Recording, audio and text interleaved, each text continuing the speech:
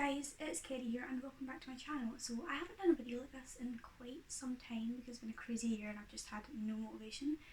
But I am going to be doing how I record my covers, the updated version, because it's been a while and things have changed. I've progressed and learned how to do things and make them better. So without further ado, let's go into the video. When I thought love was a lost art. Okay, so the song that I have chosen to do is USA by Lauren Daigle because I just think it's such a beautiful song and I love it.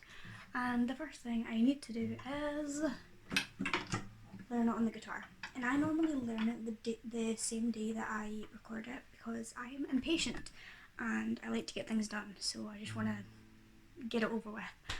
And so I'm going to learn it on the guitar just now and then we'll get started, I guess. Put my glasses on so I can see the screen because that would help a lot.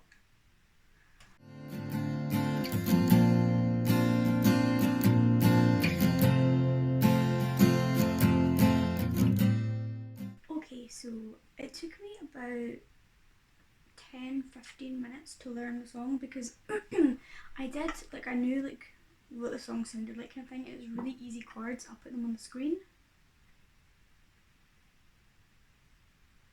So it was really easy chords to just kind of learn, and I'm going to get started with the recording process now. Okay, so what I'm going to do now is I'm going to power up my laptop. My laptop is ancient, so it takes forever to power up, so I'm just going to do that just now. Okay, so now that I've powered up my laptop, it's time to get my equipment set up. So the first thing I'm going to tell you is the editing software that I use, which is Reaper. I use Reaper, it's really great. I might say that it's not that user friendly, but there's lots of videos on YouTube that you can view if you want to learn how to use it. So yeah, I use this Behringer audio interface and I just have my mic plugged in there. The mic that I use is a Shure mic and the stand came from Gear for Music. The audio interface's job is basically to limit the amount of, background noise that comes through, and you can choose your gain, you can choose how high up you want it, how much kind of background noise you want, and yeah, so I usually just keep the dials to the top, just straight down the middle, so that I can do any kind of editing kind of either side. The first thing that I do is I create a new track on Reaper. I will be doing my guitar track first of all. I'm going to make sure that the mic is kind of connected as well. And now I'm going to import a BPM metronome. So I prefer to use a drum metronome because it's easier for me to follow when I'm laying down a track for my guitar. So what I usually do is I get one from YouTube and then I convert it because that's really the easiest way to do it. For me personally, because I'm not that technically minded or savvy, so I'm going to do that just now. Whilst I'm waiting on the metronomes to import, I'm going to plug my guitar into the interface. I'm not entirely sure where this wire is from. My brother gave it to me. But if anybody wants to know, my guitar is a Fender. So I just plug this in to Brenda, the Fender. Yes, I do name my guitars. Don't we all? So I just plug her into the audio interface.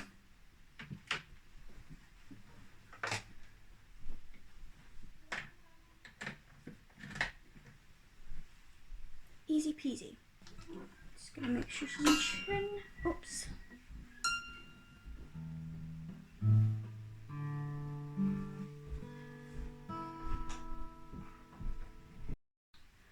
Okay, so as this is a home recording setup, it's not as good as a studio setup. I just want to put that out there, but I'm quite proud of it and it works for what I need it to do just now, so that's positive. So basically I have to stand quite close to the computer because my headphones do not stretch that far. I need to get some sort of cord extender. If anybody knows where I can get one where I can extend my headphones, that would be amazing. So I'm just going to stand here, put them on, and I normally put my effects on before I actually record so that I can hear them through the earphones. So what I normally do is I use a tiny bit of reverb for the guitar and also the noise gate.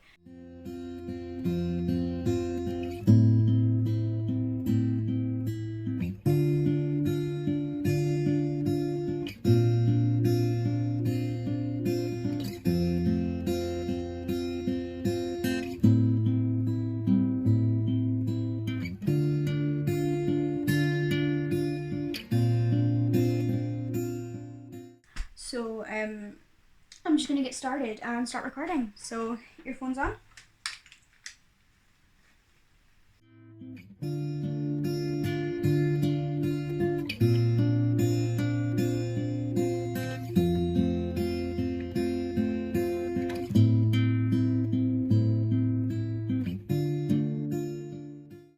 Okay, so I have recorded my guitar, and before I move on, I'm going to listen to it just to make sure that it's exactly what I want it to sound like. So I'm going to do that just now.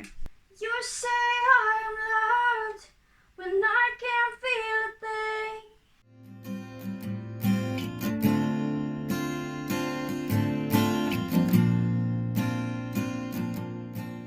Okay, so now that I've recorded my vocals literally about 500 times because I couldn't get it right, I am going to record the harmonies. So I basically just do the same thing I did with the main vocals and do some reverb, a little bit of noise gate, and then I'll start recording them.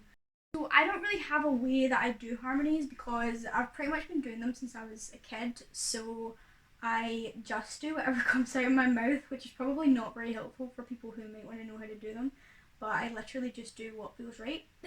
So I'm just going to do that. Also, I moved the noise gate down to 60 because it was giving me too much background noise, so I'm happy with that at 60 instead of 65. Strong when I think I'm weak.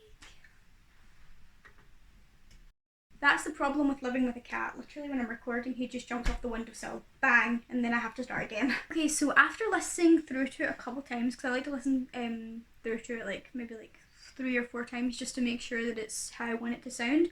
I feel like I need to put an automation line in to bring some of the levels up, so I'm going to do that.